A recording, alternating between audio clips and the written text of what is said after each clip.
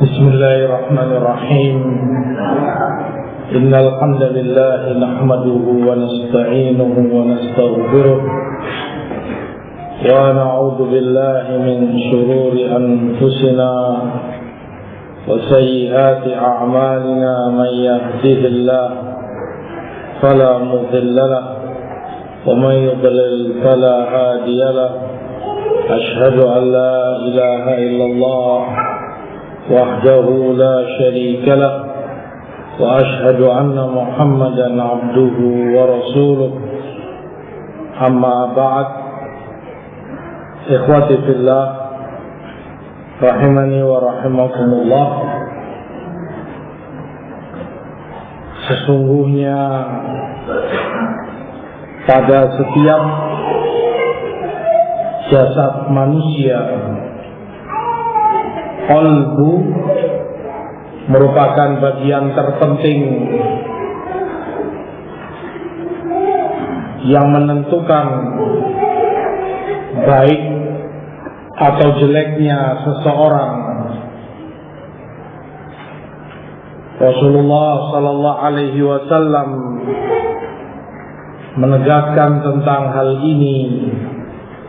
Ala inna fil jasadi mudghah idza saluhat saluhal jasadu kulluh wa idza fasadat fasadal jasadu kulluh ala wa hiyal qalb. Ketahui dalam jasad itu ada segumpal darah, jika dia baik akan ikut baik seluruh tubuhnya, namun jika dia rusak akan ikut rusak pula sekujur tubuhnya. Wal'iyadu billah.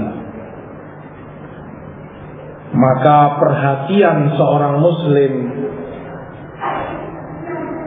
terhadap qalbunya menjadi kewajiban utama untuk selalu dibenahi, untuk selalu menjadi qalbu yang saleh,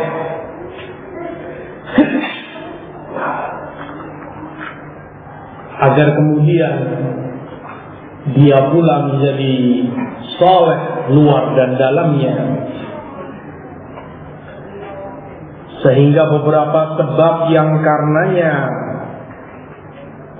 kepedulian seorang mukmin maupun mukminah terhadap pembenahan qalbunya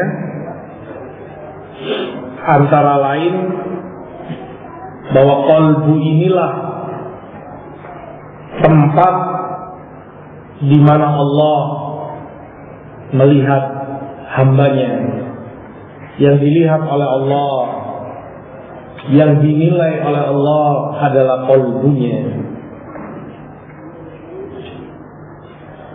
Di dalam riwayat Muslim, Rasulullah sallallahu alaihi wasallam sebutkan dari Abu Hurairah, "Inna Allah Ta'ala la yanzuru ila suwarikum wa amwalikum, walakin yanzuru ila qulubikum wa a'malikum."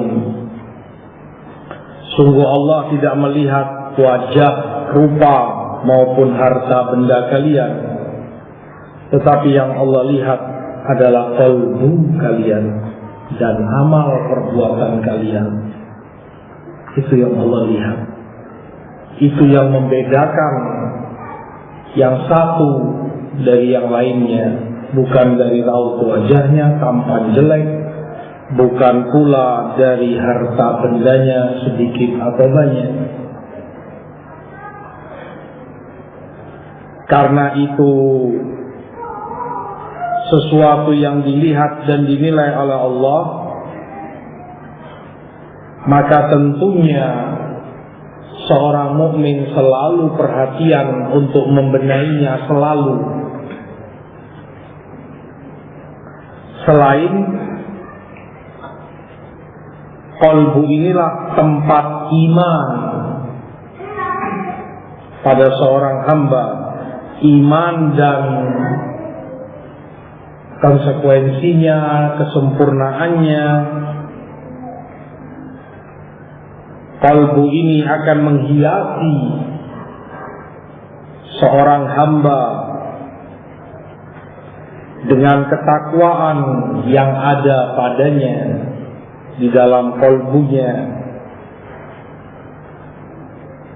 Di dalam Al-A'raf ayat 26, ya bani Adam qad anzalna alaikum libasa yuwari sawatikum wa risha wa libasut taqwa dzalika khair.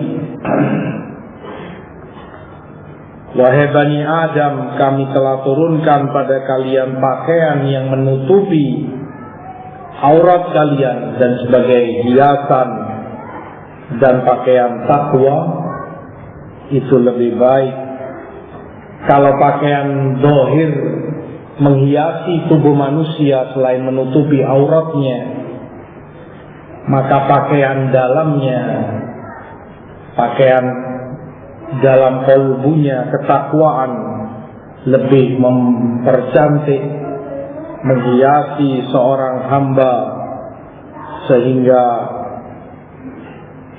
dia menjadi seorang mukmin yang dicintai oleh Allah Subhanahu wa taala. Oleh sebab itu kata Imam Ibnul Jauzi, Allah fi islahi as-sarair, maka bertakwalah kalian kepada Allah untuk selalu membenahi sarirah yang di dalam jiwa kalian, membenahi qalbu kalian. Fa innahu la yanfa'u ma'a fasadiha salahud zahir, karena sia-sia kesolehan lahir kalau kemudian yang batin ini rusak, kalau kemudian qalbu ini jauh dari kesolehannya. Di dalam Al-Ahzab ayat 51 Allah berfirman, wallahu ya'lamu ma fi qulubikum, dan Allah Maha tahu apa yang di dalam kalbu kalian. Allah tahu apa isi hati kalian, apa yang kalian inginkan, apa yang kalian niatkan, apa yang kalian simpan. Bahkan yang lebih rahasia dari itu, sebagaimana Allah sebutkan, ya'lamu sirra wa akhfa. Allah itu tahu yang sir yang manusia simpan dalam qalbunya. Tidak ada yang tahu kecuali Dia dan Allah. Dia bisikkan dalam hatinya niatan ini itu. Wa akhfa, dan yang lebih samar lagi, yaitu yang dia sendiri belum tahu, belum terbesit dalam benaknya, dan akan ada kemudian itu dalam hatinya kemudian. Itu telah Allah ketahui. Makanya para ulama salaf, berhati-hatilah kamu dari apa yang Allah ketahui dalam qalbumu. Apa yang Allah tahu dari qalbumu, perhitungkan. Apakah itu kebaikan atau sebaliknya? Apakah itu tauhid ataukah syirik, iman ataukah kufur, ketaatan atau maksiat? Allah tahu dari qalbumu. Malulah kepada Allah dari apa yang Allah ketahui dalam qalbumu. Yang kedua, atau sebab yang kedua, bahwasanya kemaslahatan atau kesolehan jasad manusia tergantung kepada kesolehan qalbunya. Di dalam hadis Abu Dzar disebutkan bahwa Rasulullah meriwayatkan dari Allah, ya ibadi law anna awwalakum wa akhirakum wa insakum wa jinnakum kanu ala atqa qalbi rajulin wahidin minkum ma zada dzalika fi mulki syai'a. Wahai hambaku, kalau yang pertama dari kalian dan yang terakhir, manusia dan jin kalian semua,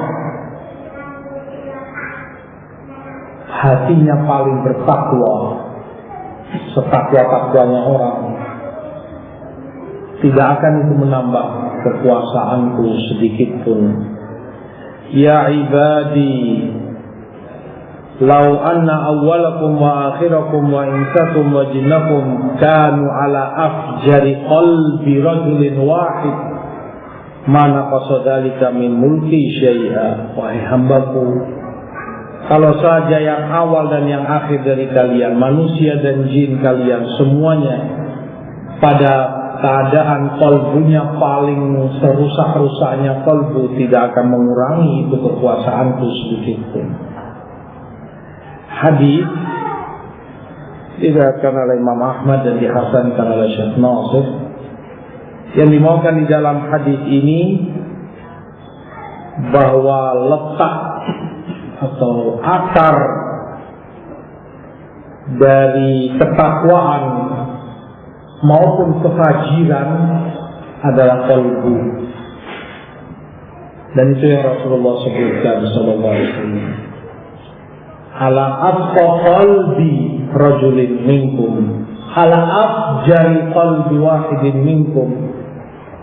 Pada qalbu yang paling bertakwa, pada qalbu yang paling fajir, menegaskan disitulah letak kefajiran, disitu pula letak ketakwaan.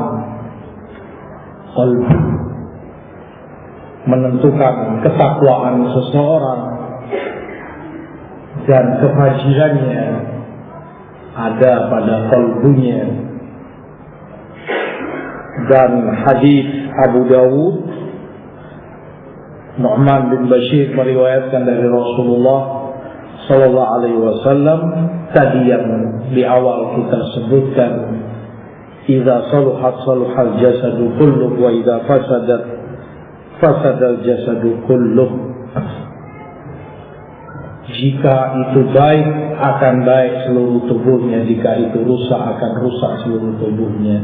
Ala wahyal qalb, itulah qalbu menentukan kesolehan seseorang, ketakwaannya, atau sebaliknya waliyadzubillah, kefajiran seseorang menjadi ahlul fujur, orang yang fajir, yang dibenci dan dimurkai oleh Allah Subhanahu wa ta'ala. Dengan demikian, maka istiqomahnya qalbu tuntutan utama pada masing-masing kita. Di dalam hadis Imam Ahmad dari Anas radhiyallahu anhu, Rasulullah sebutkan, la yastaqimu imanu 'abdin hatta yastaqima qalbuh. Tidak akan istiqamah iman seorang hamba hingga istiqamah qalbunya. Wa la yastaqimu qalbu hatta yastaqima lisanuh. Dan qalbunya pun tidak akan bisa istiqamah dengan sempurna sampai lisannya istiqamah dalam ketaatan kepada Allah. Maka inti dari istiqamah kembali kepada istiqamahnya qalbu. Ketika qalbu ini istiqamah di dalam tauhid kepada Allah, takut, berharap hanya kepadanya, bertawakal, dan nilai-nilai tauhid yang lain. Dengan istiqomah qalbu semacam itu akan turut istiqomah seluruh tubuhnya dalam ketaatan kepada Allah. Demikian seperti disebutkan oleh Imam Ibn Rajab Al-Hambali rahimahullahu ta'ala.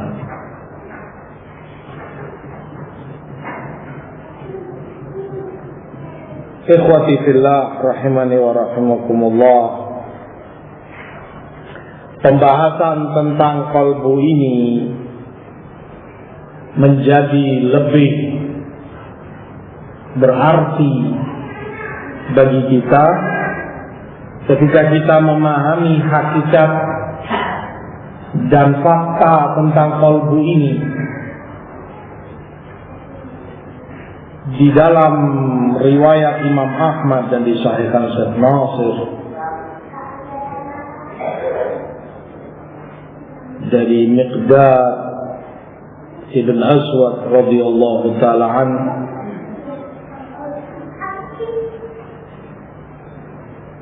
Miqdad katakan, la aqulu fi rajulin khairan wala syarran hatta anzura ma yuhtamu lah. Aku gak pernah menyatakan seseorang itu sudah dia ahlul khair, orang baik, atau sebaliknya fulan ahli syarr, orang jelek, sampai aku melihat seperti apa penutupan pada orang ini, khotimahnya seperti apa. Ba'da syai' sami'tuhu minan nabi. Itu setelah aku mendengar yang Rasulullah sabdakan. Qila wa ma sami'ta, maka Miqdad ditanya, memang apa yang kamu dengar dari Rasulullah? Qala sami'tu Rasulullah yaqul, yang aku dengar Rasulullah bersabda, la qalbu ibni Adam ashaddun qilaban minal qidri idza ijtama'at ghayya. Sungguh qalbu Bani Adam lebih gemuruh, lebih banyak gejolak padanya dibanding air yang sedang puncak mendidihnya di kuali. Ketika air itu mendidih, seperti apa? Air itu beriak dan tidak bisa tenang, ya kan? Ketika mendidih dia di panci, yang atas ke bawah, yang bawah ke atas, kiri ke kanan, terus goyang dia, nggak bisa tenang dan dahsyat sekali. Kalau itu pada air yang Rasulullah sebutkan, pada qalbu Bani Adam jauh lebih dahsyat dari itu. Perubahan dan gejolak yang ada padanya. Di hadis Abu Musa pula di Ibnu Majah dan Imam Ahmad, juga disahihkan Syekh Nasir, dari Abu Musa Rasulullah sabdakan, inna hadzal qalb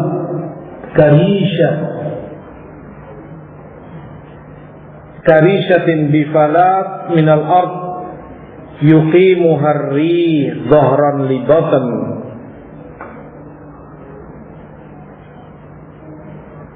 Permisalan qalbu ini beliau sebutkan seperti sehelai bulu yang di tanah lapang, tanah luas,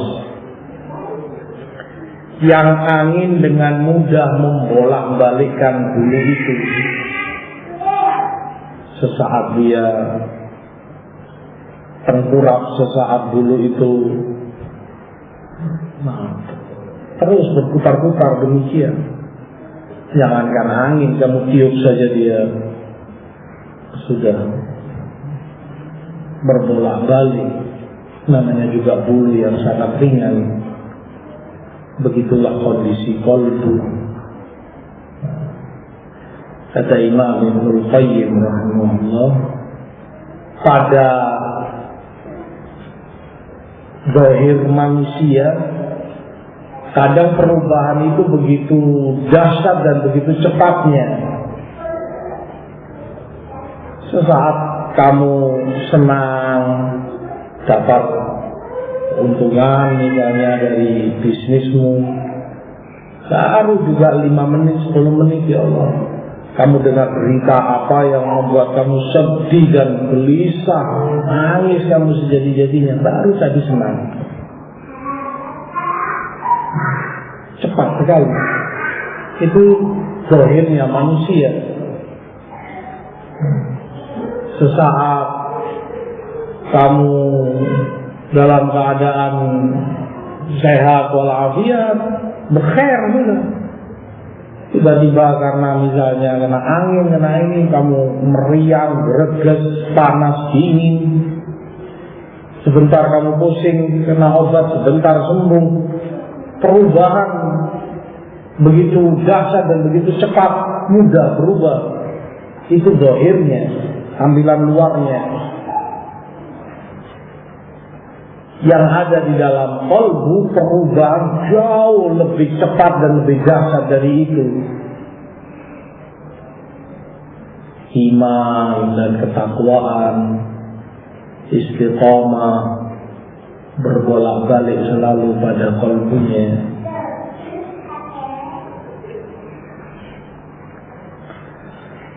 Oleh sebab itu,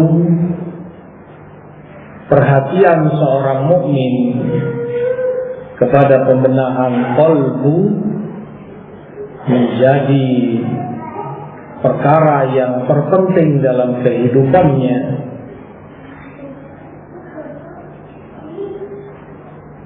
Karena dia cepat berubahnya. Dan itu yang diakui oleh para ulama, bahkan seperti Sufyan rahimahullah sebutkan, ma'alajtu syai'an asyaddu alayya min niyyati fa innaha tataqallabu alayya. Paling berat aku kalau sudah mengurusi niatku, karena dia berbolak-balik dalam qalbuku. Sesaat kamu ikhlas, masya Allah, dari awal, begitu masuk rakaat terakhir misalnya sholat, masuk riya.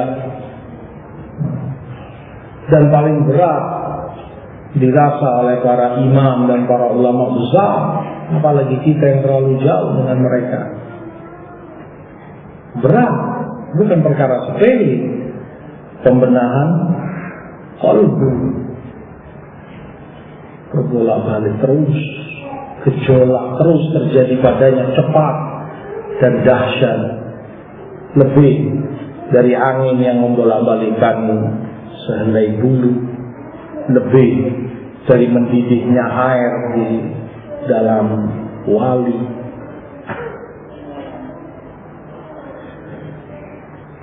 Ikhwati fillah rahimani wa rahimakumullah. Perkara yang keempat, qalbu ini pula bidikan fitnah. Qalbu ini pula yang dibidik oleh fitnah.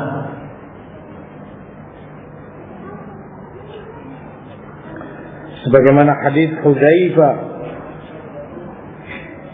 ketika Rasulullah sallallahu alaihi wasallam sebutkan di Sahih Muslim, turadul fitan 'alal qulub ka'ardil hasir, 'udan fa ayyu qalbin ushribaha nukitat fihi nuktatun sauda.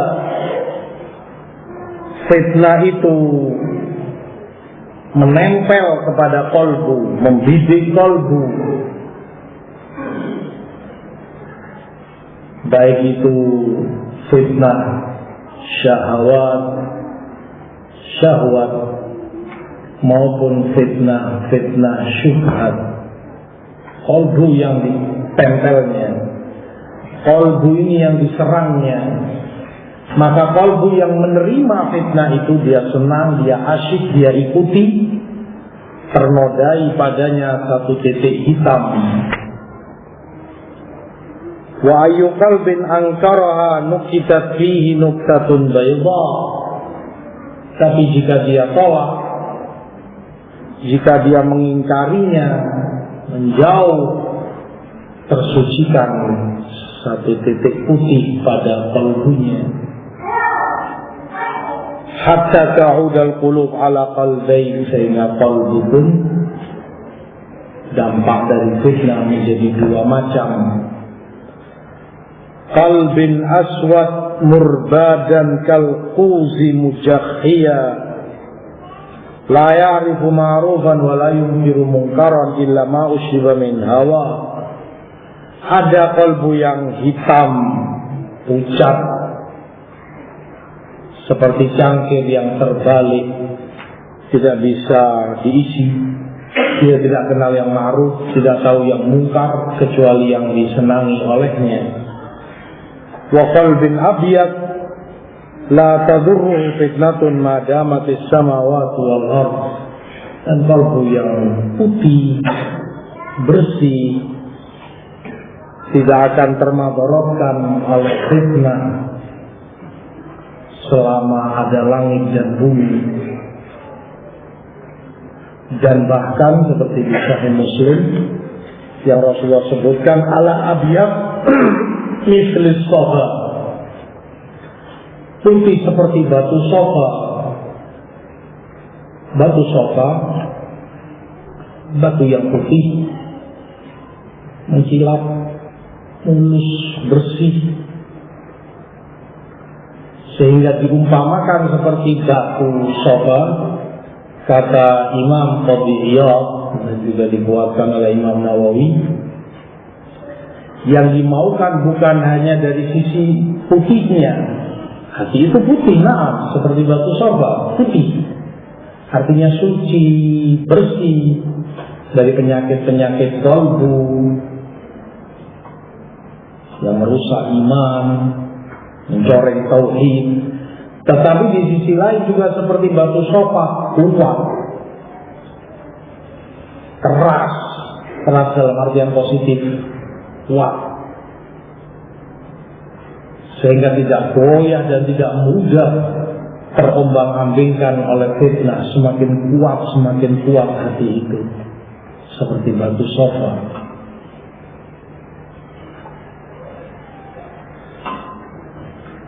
Perkara yang kelima, bahwa amalan kita tergantung terhadap apa yang di dalam qalbu. Amal perbuatan kita, nilainya, kualitasnya di sisi Allah berbeda, tergantung sesuai perbedaan apa yang ada dalam qalbu masing-masing.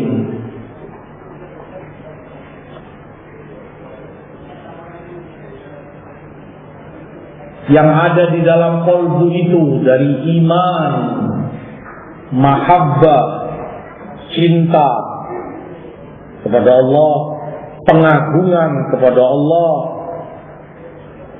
takutnya, berharapnya kepada Allah, beda dari orang yang satu kepada yang lain. Dan itu yang Rasulullah SAW sebutkan dalam beberapa hadis, antara lain di Sahih Muslim dari Uqbah bin Amir, "Ma min muslim yatawadda wa yuhsinu wudu'ahu, thumma yaqumu fa yusalli rak'atayn muqbilun 'alaihima biqalbihi wa wajhihi, illa wajabat lahul jannah." Seorang muslim wudu, dia sempurnakan wudunya, kemudian dia sholat 2 rakaat menghadap Allah dengan wajahnya dan qalbunya, maka wajib baginya surga. Nasallallahu min fadlihi. Menghadap Allah dengan wajah dan qalbunya, ini yang mengakibatkan dia dapat fadilah surga.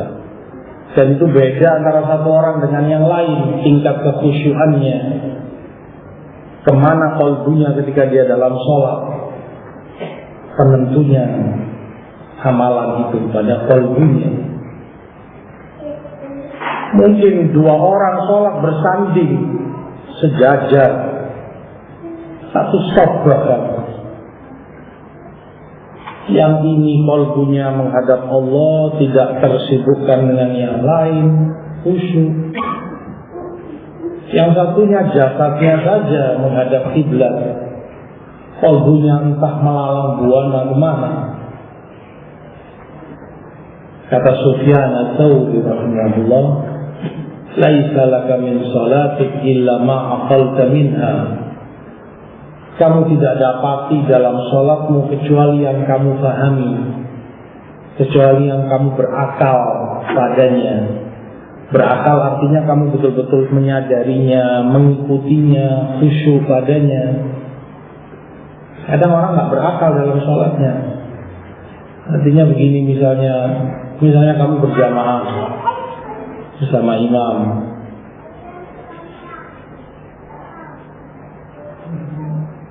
Misalnya di rakaat ketiga atau keempat, kamu dalam keadaan nggak sadar ini rakaat keberapa imam ini. Wallahu a'lam. Kamu nggak sadar, nggak tahu, nggak berakal sama sekali, cuma sholat gitu saja. Sekarang ini rakaat keberapa? Wallahu a'lam. Hilang, blank akalnya. Karena kalbunya entah kemana dia waktu sholat, hilang sudah. Paling-paling yang dia ingat, dia ikut takbiratul ihram sehingga nggak mungkin masbuk, nggak mungkin menambah itu saja. Ikut salam nanti sama imam. Tapi ketika itu misalnya di rakaat keempat, kalau dia tanyakan dalam hatinya, ini rakaat keberapa sekarang? Nggak tahu dia. Nggak ngikuti, nggak ada khusyuknya. Berbeda satu dengan yang lain tergantung nilai dalam qalbunya. Itu pula yang Rasulullah sebutkan dalam hadits Amr ibnu Abbasah, juga di Muslim, setelah beliau sebutkan tentang wudu dan pahalanya. Fa in huwa qama fa shalla fa hamidallah wa athna alaihi wa majjadahu billadhi huwa lahu ahl wa farraga qalbahu lillah illa sarafa min khati'ati ka hayatihi yawma waladathu ummuh. Setelah wudu, kalau dia sholat, dalam sholat dia memuji Allah, mengagungkan Allah, dan mengosongkan kalbunya untuk Allah. Artinya murni untuk Allah, dia ikhlaskan, dia khusyukkan kalbunya, tidak ingin tersibukkan dengan yang lain. Maka dia akan keluar dari sholat itu bersih dari dosanya seperti di hari dia dilahirkan oleh ibunya. Tetapi kapan? Ketika kalbunya dia berikan hanya untuk Allah, kembalinya pada kalbu, amalan jadi beda yang satu dengan yang lain.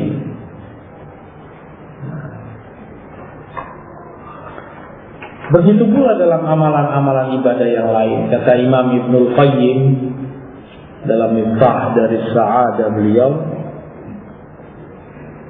bacaan Quran, qiraah yang dibaca oleh seorang muslim,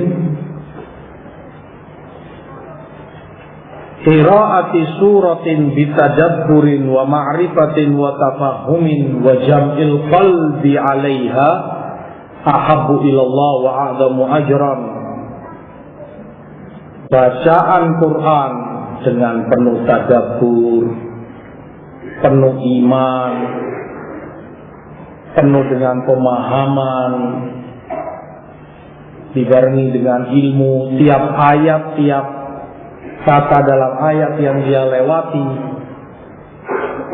dia berusaha memahaminya, apa yang Allah kehendaki, apa maksud Allah. Ketika itu melewati sifat-sifat Allah, misalnya nama-nama Allah, dia yakini sifat itu seperti yang Ahlus Sunnah yakini. Sifat bagi Allah sesuai keagungannya, tidak dia selewengkan, tidak dia ingkari.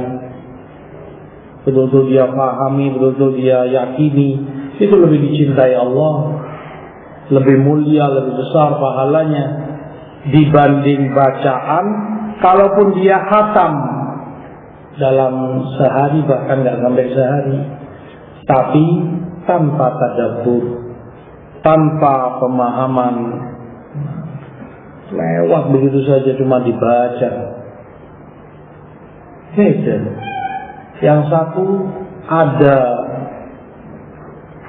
qalbu yang hadir ketika dia baca Al-Quran, paham, tadabbur. Yang satu cuma lisannya membaca ayat, qalbunya hampa. Jauh berbeda nilainya.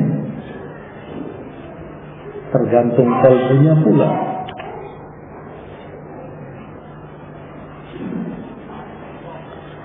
Demikian begitu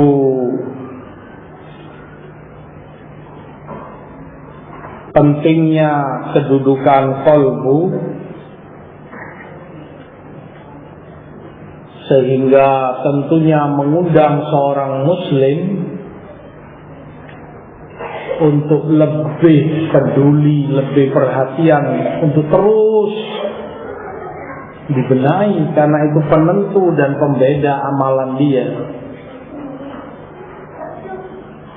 Kualitas amalan itu tergantung apa yang ada dalam qalbunya. Bahkan seperti Syekhul Islam sebutkan dalam fatwa, bahwasanya ubudiyahnya qalbu, peribadatan qalbu, jauh lebih mulia, lebih besar dari ubudiyatul jawarih, dari ibadah anggota tubuh yang tampak ini, yang lahir.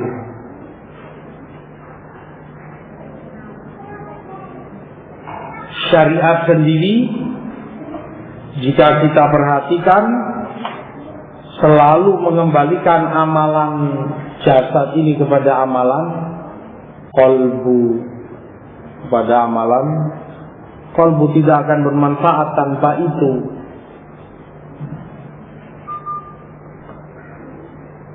Makanya di akhirat yang menjadi penentu dan yang akan dinilai adalah yang ada dalam qalbu manusia. Allah sebutkan yauma tubla sarair, yauma tubla sarair, di hari akan dibongkar, dibuka sarirah, apa yang tersimpan dalam qalbu masing-masing.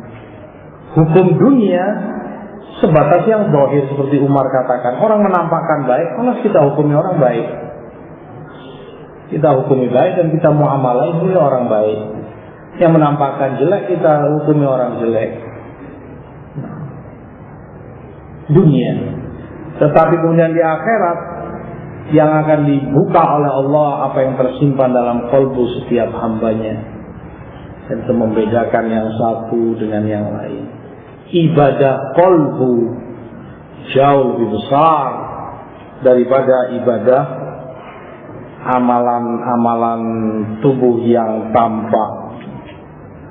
Ibadah qalbu seperti cinta kepada Allah, tawakal kepadanya, ikhlas, syukur, sabar, takut, berharap,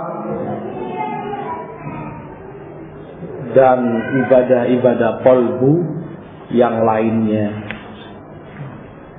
Dan semua itu hanya tauhid yang bisa membenahi ibadah qalbu seorang hamba. Dalam tauhid inilah ibadah qalbu dibenahi. Bagaimana dia bertawakal kepada Allah, apa itu makna tawakal? Bagaimana dia harus takut kepada Allah, seperti apa takut kepada Allah hakikatnya. Berharap, bagaimana dia berharap kepada Allah, cinta dan seterusnya. Pembahasan tauhid. Dari sinilah semakin jelas bagi kita pentingnya ilmu tauhid. Karena dia membenahi amalan kolbu kita, membenahi ubudiyahnya kolbu kita kepada Allah Subhanahu wa ta'ala. Dan seperti yang tadi, itu hal terpenting yang menentukan. Selain daripada itu, sebab yang ketujuh, kolbu pula sebagai bidikan syaitan, menjadi bidikan syaitan. Iblis dan syaitan paham bahwa inti dan yang terpenting pada kolbu. Maka kolbu ini yang paling dia bidik, yang paling dia rusak dengan was-was, dengan bisikan-bisikannya, dengan ditawarkan iming-iming syahwat padanya, hembusan-hembusan syubhat dipercantik, dihiasi sedemikian rupa dalam kolbunya, ditawarkan segala cara untuk dia menyimpang dari siratal mustaqim. Bagaimana dia jauh dari tauhid, bagaimana dia terjerumus kepada khudlan, makhdul, wal'iyadzubillah, tidak mendapat tauhid dari Allah Subhanahu wa ta'ala. Kata Al-Imam Ibn Al-Qayyim rahimahullah, fakana al-ihtimamu bitashihi wa tasdidih aula ma'tamadas salikun. Karena syaitan paling menginginkan kolbu manusia ini, maka perhatian untuk selalu dijaga, kewaspadaan terhadap kolbu ini paling diperhatikan oleh salikun, orang-orang yang berjalan menuju Allah. Paling perhatian, paling ekstra waspada kepada kolbunya. Wan nadharu fi amradihi wa ilajihi ahamma ma tanassaka bihi nasikun. Dan mengenali penyakit-penyakit kolbu, mengenali obat penawarnya, hal terpenting pula yang diperhatikan oleh orang-orang yang nasikun, yang beribadah kepada Allah, mendekatkan diri kepadanya. Bahkan antisipasi jauh-jauh sebelum dia sakit, dikenali apa saja penyakitnya, bagaimana dia bisa terhindar, atau kalau terjangkit penyakit itu bagaimana agar dia bisa cepat sembuh, selamat darinya. Semua itu diperhatikan oleh mereka yang peduli kepada kolbunya. Syaitan paling menginginkan kolbu ini. Kata Imam Ibnul Qayyim, dia bikin jebakan, dia bikin jala, kendala dalam perjalanan seorang hamba. Kalaupun dia selamat, kalaupun kamu bisa lolos dari jebakan-jebakan itu, paling tidaknya cukup itu sebagai gangguan bagi kamu. Layaknya kamu naik motor atau mobil misalnya, kalau tidak kecepatanmu berkurang akhirnya. Yang seharusnya kamu lebih cepat bisa sampai, karena kamu tahu ada jebakan ini, ada paku, ada duri, ada ini. Kamu menghindar, kamu mungkin kamu turun, kamu ambil, ngerepoti akhirnya. Itu minimnya. Dan begitu itulah syaitan dalam merongrong kolbu seorang hamba. Kalaupun kamu selamat, paling tidaknya kamu direpoti, capek kamu dibuatnya.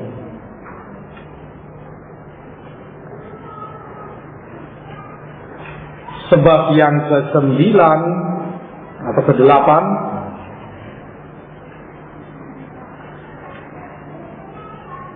bahwasanya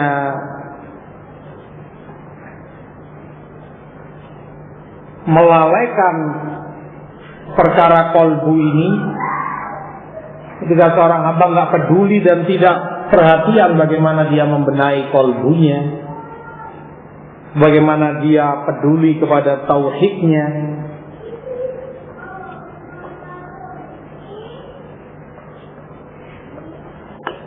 maka dampaknya wal'iyadzubillah adalah kehancuran dan kerugian dunia akhirat. Kalau dia nggak ada kepedulian, bahkan tidak ada perhatian sama sekali kepada pembenahan qalbunya, tidak ada perhatian dan kepedulian kepada tauhid,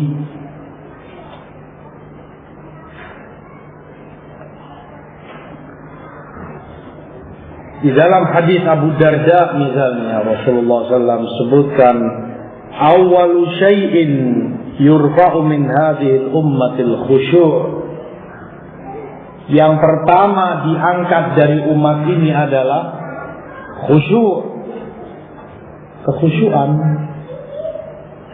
Hatta la tara fiha khashi'an, sehingga kalau sudah diangkat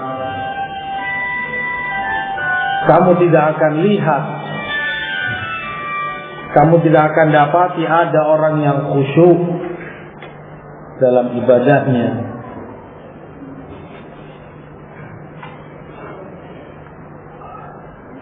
Khusyuk, lunaknya qalbu, tunduk, tumaninah, tenang. Dan jika qalbu itu khusyuk, akan menjadi khusyuk pula seluruh tubuhnya. Tetapi jika itu telah diangkat,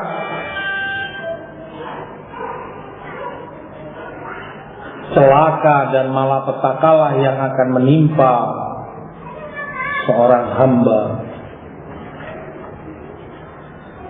Yang pertama, jika khusyuk itu diangkat, tidak akan dia tercegah dari yang keji dan yang mungkar. Wal'iyadzubillah, seperti yang Allah sebutkan, inna salata tanha 'anil fahsya'i wal munkar.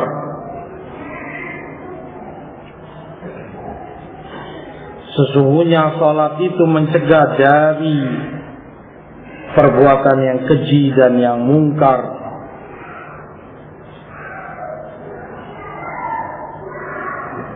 Jika sholat itu benar-benar dia lakukan dengan sempurna, dengan khusyuk. Tapi jika kekhusyuan diangkat, sulit dirinya akan terhindar dari yang fahsya dan yang mungkar. Dan itu kehancuran bagi seorang hamba.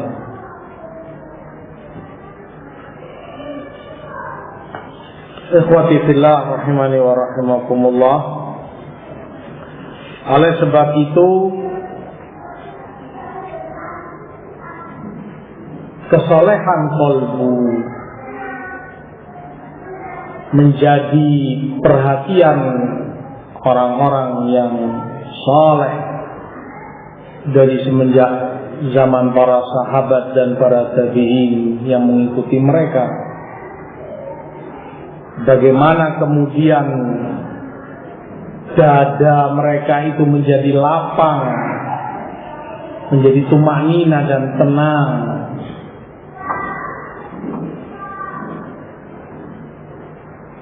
Yang itu merupakan harapan yang dicari dan diimpikan oleh setiap orang. Ketenangan dan lapangnya dada. Orang banting tulang cari harta ini itu, siang dia jadikan malam, malam jadikan siang. Inti yang dia inginkan ketenangan hidup, lapangnya dada. Tapi tidak semua orang bisa mendapatinya. Dia malah gelisah, dia malah sengsara, sempit dadanya.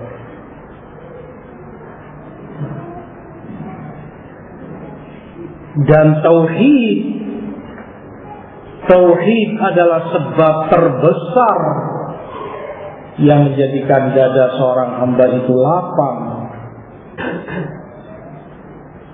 Allah sebutkan dalam Az-Zumar 22, afaman syaraha Allahu sadrahu lil Islam fahuwa ala nurin min rabbih. Apakah orang yang Allah lapangkan dadanya untuk Islam dan dia di atas cahaya dari Rabb-Nya? Juga dalam Al-An'am 125, faman yuridillahu an yahdiyahu yashrah sadrahu lil Islam wa man yurid an yudilla yaj'al sadrahu dayyiqan harajan ka'annama yas'adu fis sama'. Yang Allah inginkan baginya untuk diberi hidayah, Allah lapangkan dadanya untuk Islam. Tapi jika Allah inginkan kesesatan, dijadikan dadanya sempit, sesak, seperti orang yang naik terus ke langit ke atas, semakin sesak, semakin sempit. Maka ilmu hidayah, tauhid, sebab terpenting lapangnya dada seorang hamba. Di dalam Tirmidzi Rasulullah sebutkan, idza dakhala nurul qalb, jika cahaya itu masuk dalam qalbu, infasaha wansyaraha, akan melebar dan lapang dadanya, tenang dan tentram hidupnya. Qalu wa ma alamatu dzalik, ya Rasulullah, mereka tanya, apa tandanya wahai Rasulullah? Qala al-inaba ila daril khulud wa tajafi an daril ghurur wal isti'dad lil maut qabla nuzulih, yaitu ketika seorang hamba berinabah, kembali hanya mementingkan akhiratnya, kampung kekal di sana, dan dia menjauh, artinya tidak mau tertipu dengan kampung yang sementara dunia, dan dia persiapkan segala sesuatunya untuk kematiannya sebelum kematian itu datang padanya. Dan itu dampak daripada tauhid. Ilmu tauhid ini yang akan mengkondisikan seorang hamba agar selalu mengingat akhiratnya, untuk selalu tidak tertipu, tidak terlalaikan dengan dunianya, dan menyiapkan setelah kematiannya. Karena dia semakin dikenalkan kepada Allah dengan tauhid ini, semakin dikenalkan dengan hak-hak Allah yang harus dia jaga dan dia tunaikan dengan baik, dia semakin dipahamkan apa tuntutan tauhid, apa konsekuensinya, apa pula yang merusak tauhid untuk dia jauhi dan dia hindari. Tauhid sebab terpenting dan sebab terbesar yang karenanya seorang hamba akan mendapatkan kelapangan hidup atau lapangnya dada, ketenangan dan ketentraman akan dia dapati. Tauhid. Kalau kita perhatikan Rasul SAW dan para sahabatnya dalam keadaan secara duniawi hitungannya sulit, artinya dalam keadaan miskin, mayoritas sahabat pas-pasan bahkan kurang hidupnya, kan menjadi orang paling bahagia, paling tenang. Dan itu di qalbu. Makanya seperti para ulama salaf sebutkan, lau ya'rifuna abna'ul muluk ma nahnu alaih lajaladuna alaihi bisuyuf.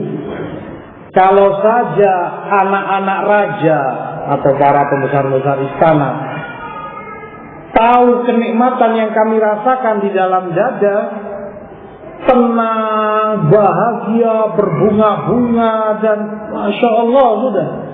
Tetapi sesuatu yang abstrak, nggak bisa dilihat. Kalau saja mereka tahu, kalau saja kenikmatan ini kenikmatan yang bisa dilihat kasat mata, dicambui kami oleh mereka karena iri. Mereka nggak bisa mendapatkan seperti ini. Mereka dalam keadaan bahagia, lapang dadanya, tenang. Sesuatu yang tidak bisa digambarkan dengan kata-kata. Ketenangan jiwa, ketentraman dalam kolbu, lapang dadanya. Yang itu tidak bisa didapati oleh ashabud dunia, pemimpin-pemimpin, para raja dan anak-anaknya, orang-orang Islam. Tak bisa mendapatinya. Mereka punya makanan beraneka ragam bentuk dan rupanya, permainan dan perhiasan dunia dan segala macam juga, kendaraan. Kau tidak mendapatkan kebahagiaan, tidak bisa sampai kepada hakikat kesenangan hidup. Apa tujuan hidupnya, kemana, apa kebahagiaan itu mereka sendiri nggak paham.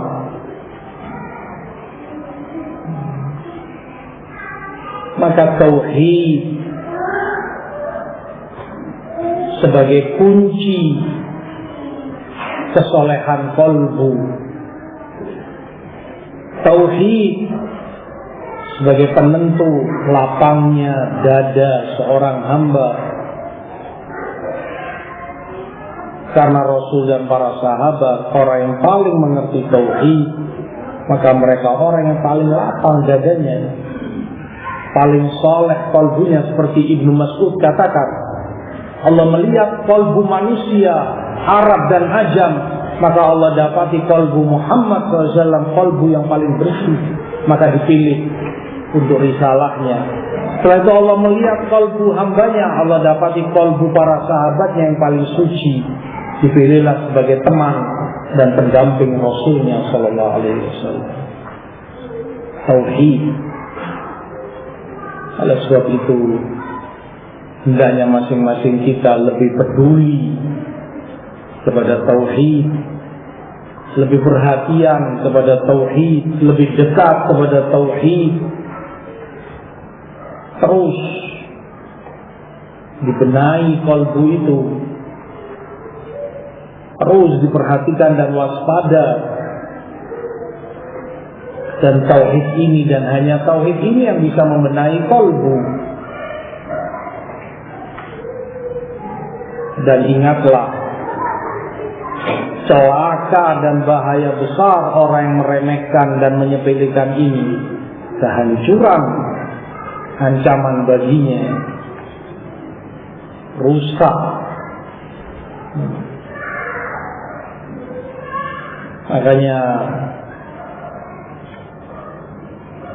kata Syekh Khalil Harras dalam pensyarah Wasithiyah, dan beliau dulunya orang Asy'ariyah, tahu betul siapa Asy'ariyah dan bahkan hidup di tengah-tengah mereka di Mesir. Ketika beliau bicara kenyataan kenapa banyak orang-orang tasawuf dan ajaran rusak dalam kemusyrikan, syirik merajalela di sana. Belum lagi kemungkaran-kemungkaran yang lain, zina, khomer, dan yang lain-lainnya sudah. Ketika tauhid mereka rusak, jauh dari tauhid yang benar, baik itu asma wa sifat, menyimpang jauh dari kebenaran, atau bahkan tauhid uluhiyah, tauhidul ibadah, mereka sesat darinya, rusak. Dan yang berbicara ini orang dalam, orang yang tahu sebelum mereka dan dulu bersama mereka. Kemudian Allah beri taufik, hidayah, bertobat dan kembali kepada manhaj salaf. Tauhid. Mudah-mudahan Allah Subhanahu wa taala membimbing kita selalu di dalam tauhid selama kita hidup hingga ajal menjemput kita. Wallahu ta'ala a'lam. Sallallahu alaihi wa Muhammad.